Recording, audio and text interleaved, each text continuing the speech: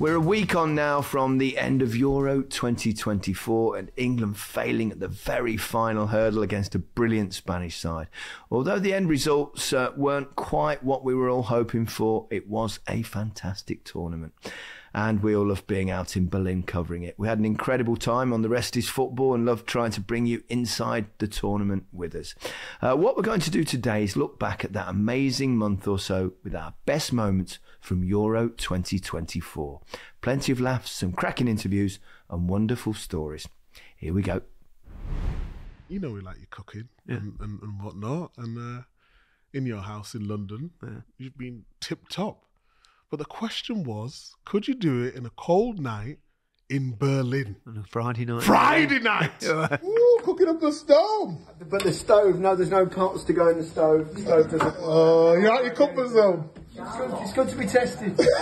Because you was floundering. I'm not going to lie, you was floundering for a good 30 minutes today. Okay, now, Gas. He can't play away from home. Look at him. Well, obviously I've got new equipment here, and the oven doesn't function. Oh, so you're blaming your tools? Interesting. I'm not blaming anything. Are you saying I let you down? Well, hold on. No. I've not said that yet. I'm just saying you were struggling for at least 30 minutes. I was struggling. The fire alarm went off 3 times because we couldn't work out this. I wasn't sure what alarm that was, or the fire alarm, and Micah opened his wallet.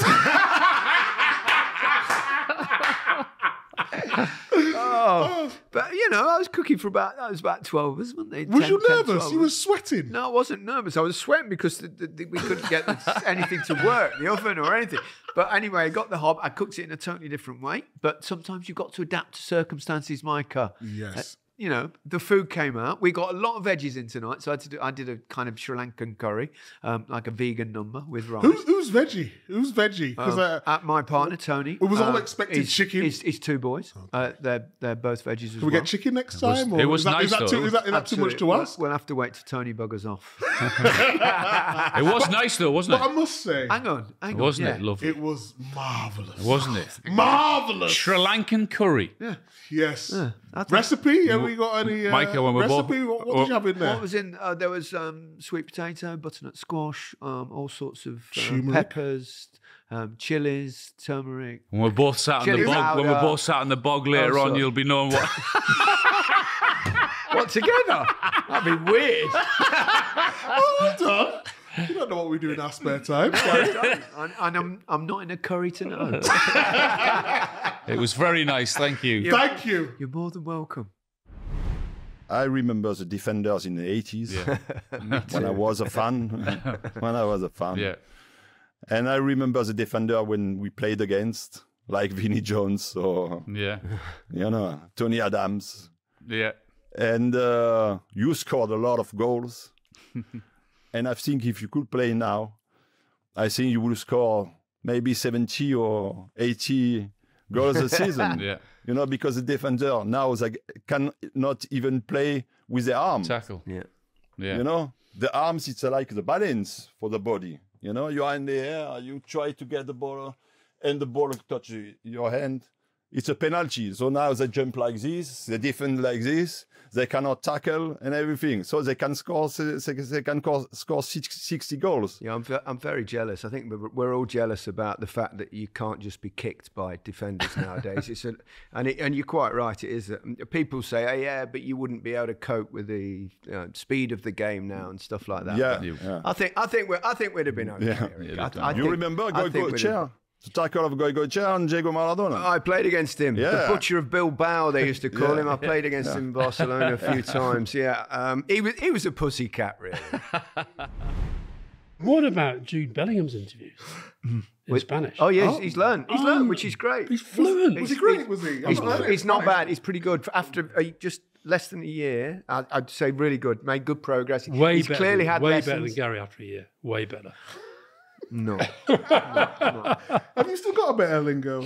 All Spanish? Yeah. He perdido bastante porque no tengo la oportunidad de practicar, pero hablo bastante bien. That means, Micah, you're a knob. That is not bad. How do you know? I could have said absolutely anything. The accent. You got the accent there, man. I hope so. I was there for 3 years, but it was a long time ago.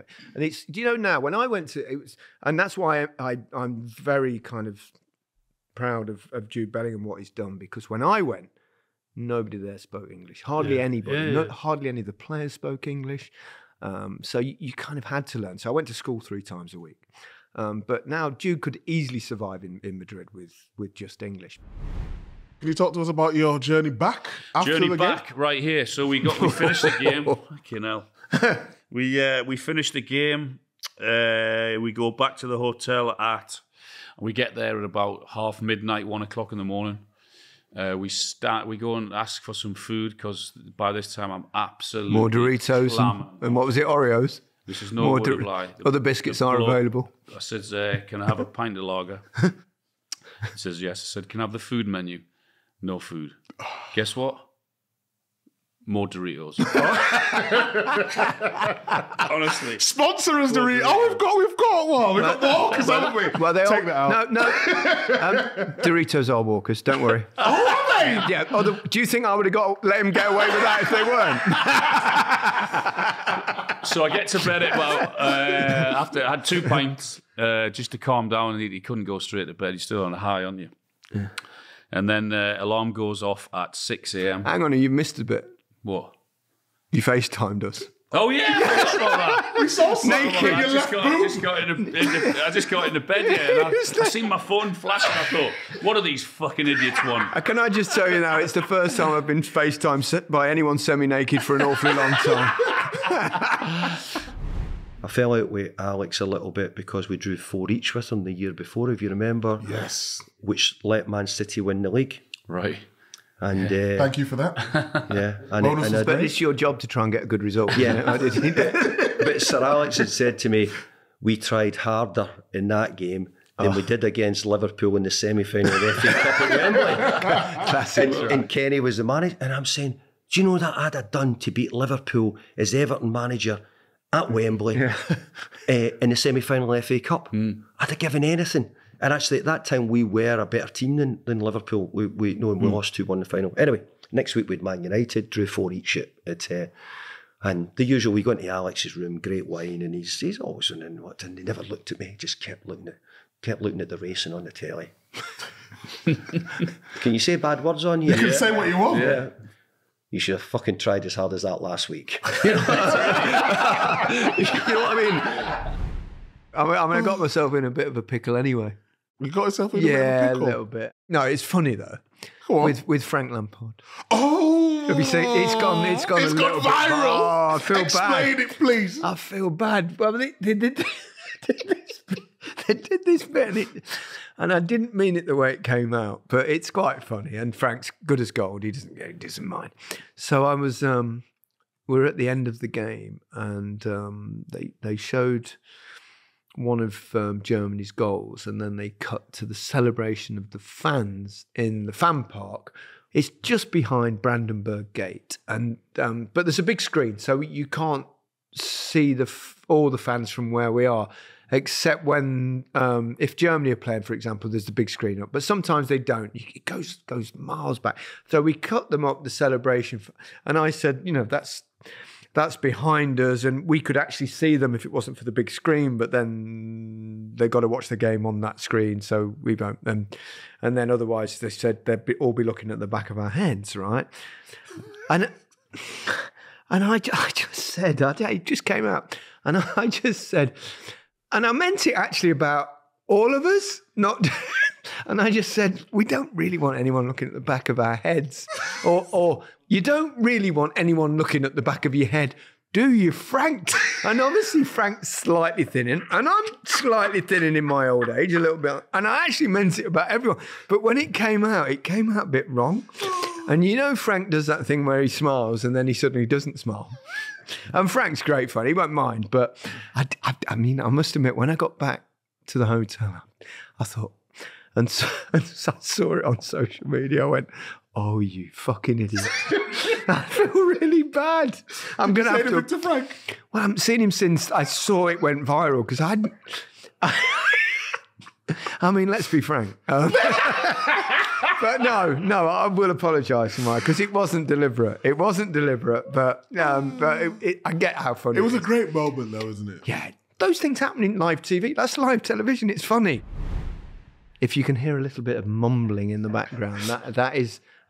We've got Thomas Frank, we've got David Moyes, and we've got our editor of the show, Richard Hughes.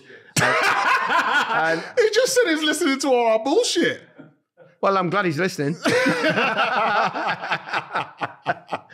I found it such an infuriatingly frustrating watch. David's glass is empty, by the way. Can someone fill him up, please? I mean, it's just... No. David, there's a reason. There's a reason that your glass is empty, because it was very much a glass empty performance from England. It's fine. So it's a good bit of a. Are they laughing at us over there or what? You're not having a lot of fun over there, are you? The game's over. The game's over.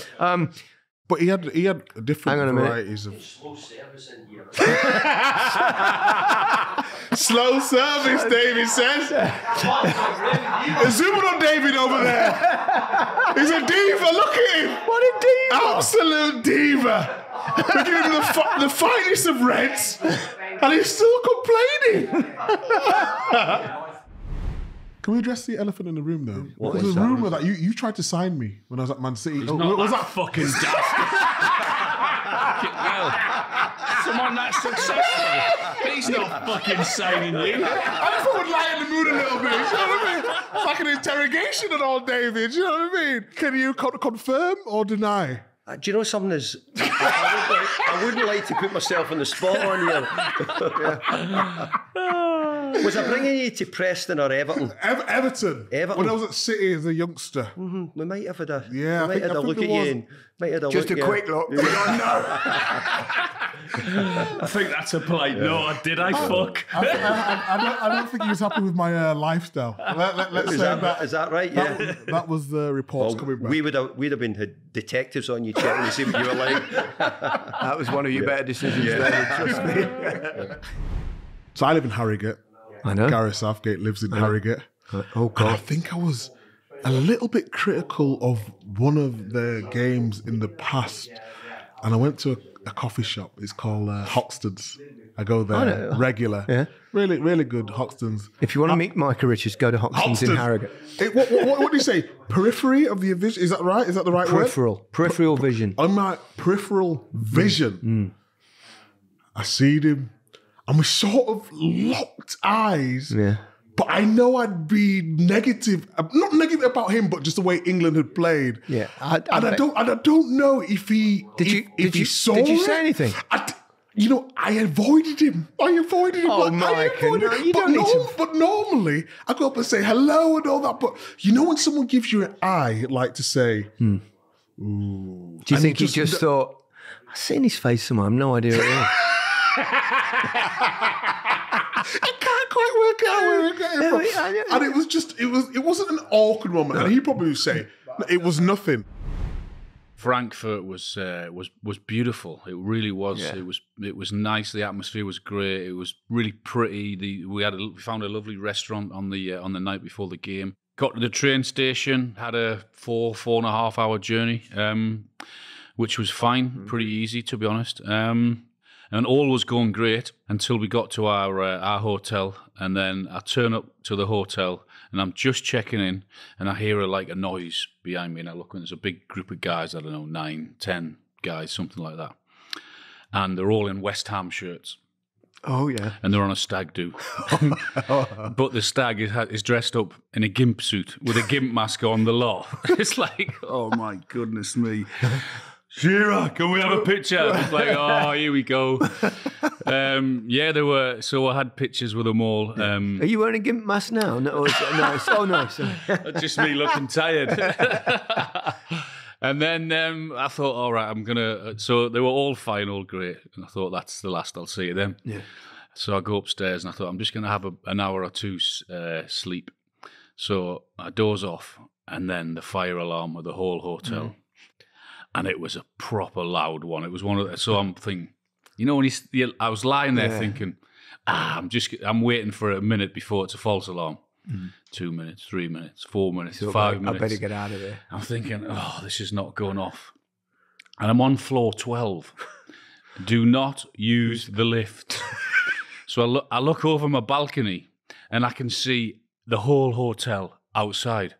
And I can also see 9 or 10 West Ham guys with a gimp suit and a gimp mask. So I'm thinking, I don't want to fucking go downstairs again. But I'm going to have to. So I was thinking, oh my God. So I'm on floor 12, down I go. I can start, by this point, I'm thinking, I don't know whether it was or not, I'm thinking, I've got to go, I can smell smoke. So I'm thinking there must be something serious here. Anyway, so down I goes to the stairs, and I walk straight in. Shearer! The bloke in the gimp suit. Fucking hell, that's all I need.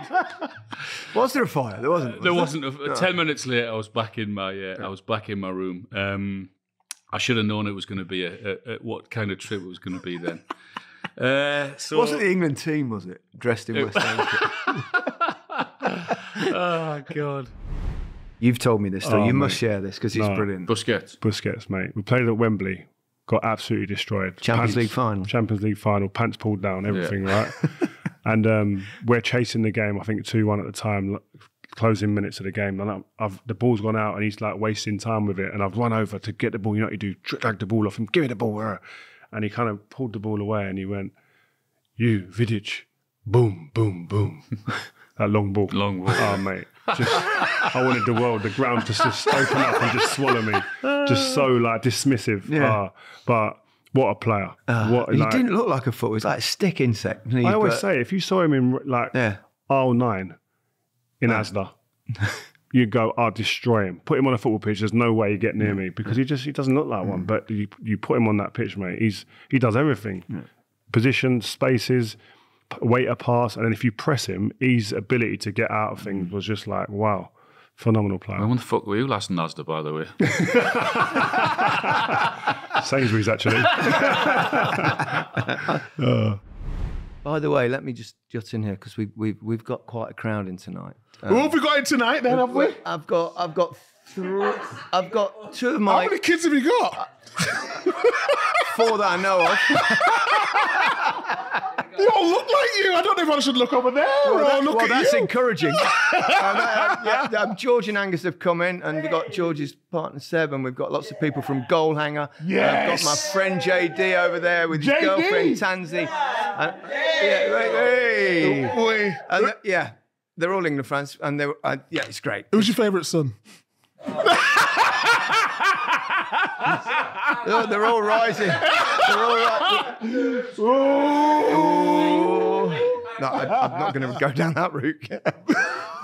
They all cost me a bloody fortune. So anyway, Micah, you're a little bit tired. Oh, you've been playing in a match for the BBC against ITV. Correct. El Capitano. Right. Today, we know they're better than us. But it doesn't matter. It's all about what you've got inside. And where were you?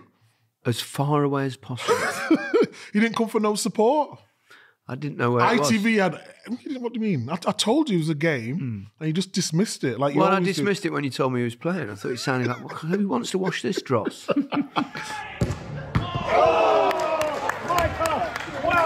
God, don't come back! Don't come back! What was it like? Oh, my God. I was in there. I was like a young Shaka Hislop. Or as you must have played with him at Newcastle. Micah, or as Jimmy Hill famously said at one time, we were doing something with Des Lyon and he went, Shagger Hislop. Did he? Did he really? Yeah, let's say Shagger Hislop. Oh, be careful your language. Oh, yes. We don't want the newspapers on to us. How on earth did anyone get past you? Oh, I made a great penalty save. Did you? Jill Scott. Keno was there to tap it in though. What, a rebound? A little rebound. But the teams weren't fair. We had me... before Rio went in net for a spell. Useless. Useless. Honest to God, he comes out and shouts, makes, you know what it's like, Cockney or whatever it is. I go in for, a couple of halves. We conceded about 5 goals. It cost us a game today. We had Izzy Christensen, very good. Julien Laurent, the French journo. San Van Gelder. How was analysis? He was class. Really? Was it? Well done, on the Sam. ball, Well done, Sam. twisting and turning. That's why his and then he had analysis big is so meeks. In there. Oh, yeah. I was a star of the somewhere. show. So who did ITV have? Gary Neville was playing, was he? Yeah, Gary Neville. Can't run, can he? Can he? Oh, useless as well. Oh, he can't turn. And Keno He played. can't move. Keno played. Keno was Did he good. kick His anyone? energy. He didn't kick anyone, but you could see like he was, he was animated. Competitive.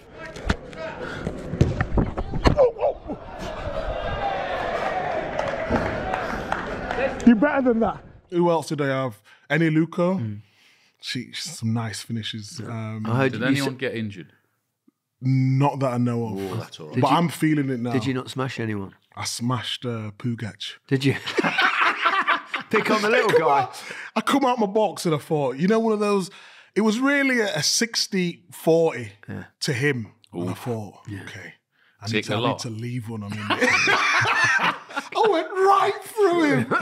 But he took it well. Yeah, he took it well. You picked him up, did you? But yeah, we lost. Oh, you lost. By 3 goals, Shameful, who else did I have? shameful. Mendieta, Keno, Gary Neville, Eni Luco, Jill Scott were all. So what you're saying is you lost Very good. because you put Rio in goal and you went outside. That's what happened, yeah. I should have stayed in there. People often ask me, I don't know about you, Al, but do you ever play anymore? And I said, no, I've not played since the day I retired. Except for one game, which was a month after I retired, which was Gordon Banks' testimonial at Leicester. So I thought, no, you retire for a reason. You retire because you can't do it anymore. So why do you want to go and be crap? So my question to you is, Micah, why do you keep playing now? And how's your legs? And you're in agony, aren't you? My knees, my neck, my back, my neck and my back. Oof, I'm feeling it. That's right why now. I don't the same. I look at all these guys, and I used to play on a weekly basis with my pals years and years ago, and I used to see guys coming off snapped Achilles, need an operation on a knee. I'm thinking, what the f are you doing? That's going to be you one day. Stop, finish, end it. I played in a testimonial match, and I tried to beat the offside trap, bent my run and everything, and it would just come naturally. And then 3 seconds later, I felt my hammy in my back.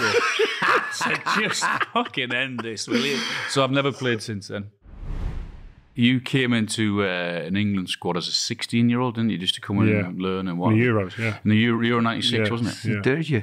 Yeah, unreal. Came into our squad as a 16-year-old. Yeah. Just about to say. I was just about to say that he's come into as a squad as a 16-year-old, but he's actually playing and starring and like one of the performers of the tournament at 16. Unreal. And if I think back to when I came to that squad, right? So the mobiles weren't really a thing then. It's that long ago for anyone listening who's a bit young. But you used to get an allowance on the phone in your room, didn't you? Yeah. It's carrier pigeon. Yeah, mate, it's unbelievable. Right? So I was sitting there finishing training with like these guys these guys were like on my wall as like posters and sticker books and stuff like that. So I'm getting back to my room and I'm thinking about Lamine Yamal, what he must be doing. He's probably beyond this now, but I would be going like to my mates, oh my God, Alan Shearer eats broccoli. It's unbelievable. It's unbelievable. I've seen, by the way, Gaza, he plays double-handed at table tennis. It's unreal. Like I saw him having a bottle of wine actually before the game against Holland, night before. Just reporting. I was like a little mini reporter back home. Yeah. And if you think back to something you were like doing your 5 stuff back then. exactly. You were When it practicing. started, yeah. When I played, there weren't that many foreign players in the England game. There were a few, but obviously I played in Barcelona, and it was the other way around. So it was great when we beat them, and because I flew with them to Madrid to meet up with the England team. It was only a friendly, but it was in Bernabeu. That's when friendlies were quite valued because you didn't play anything like the amount of qualifiers we now do. And we played them, and I travelled over from Barcelona to Madrid and playing with them. And they're just, the footballers are footballers, aren't they? There's banter and stuff. They were giving me loads. And on the pitch? No, on the plane. On the plane? On the plane, they were giving me loads. And then we beat them 4-2 and scored all 4. The flight back with them was joyous. Was it? I bet, yeah. It was absolutely joyous. So yeah, I think there's banter, but when you're on the pitch, you don't go, oh, he's my. You don't even think that way. It's like weird. What about you, Al? Anyone international you played with at club? Do you have a bit of banter on the pitch? Oh, you do, don't you? It's the same as like in the tunnel, or even if you've seen them an hour before the game, shake their hand, give them a cuddle, give them one of them as they walk by. I mean, the Spanish goalkeeper when I banged in the 4, right? So he's, I think I might have told this, but I'll tell you, it doesn't matter. So Zubizarreta, who was, he ended up being director of football at Barcelona for years. Great guy, loveliest guy, Zubi. We all called him Zubi, and he was one of those piss takers, on the plane and all the way out. And obviously Terry Venables had been the coach, whose Spanish was good, but he also used quite a lot of English words and particularly expletives and stuff. And at the end of the game, after I scored 4, Thubi came into the dressing room, our dressing room. Did he? And he came over to me and he shook my hand and he went, "Fucking hell," in a perfect Cockney accent. Did he? Yeah, it was absolutely beautiful. I tell you, there's nothing actually good about getting old. Nothing. There is, because you Experience is the only thing, but you're like a fine wine, though, aren't you, guys? well, we've got. If you was my type, phew, really, Mike? I'd take you out, definitely. Would you? What? The Silver Fox, fantastic. You've aged magnificently well. I've gone all sweaty. I've gone all flushed. Should we talk about the football? It's also terrifying. Yeah, I'm having my celebration drink tonight because last night it took like an hour and a half to get back. By the time we got back to the hotel, the bar was shut, and we had to be up at 7 o'clock because we were leaving at 7:30 for a 7.5-hour car ride. So I'm gonna have a few drinks tonight. Where are you when we need you, Micah? I'm having a detox, I told you. I'm having a couple of days out. No celebration. You No. Really? We'll celebrate on Sunday. Absolutely. Where are we going? Well, open up your ears. Pardon? Open up your ears. Pardon?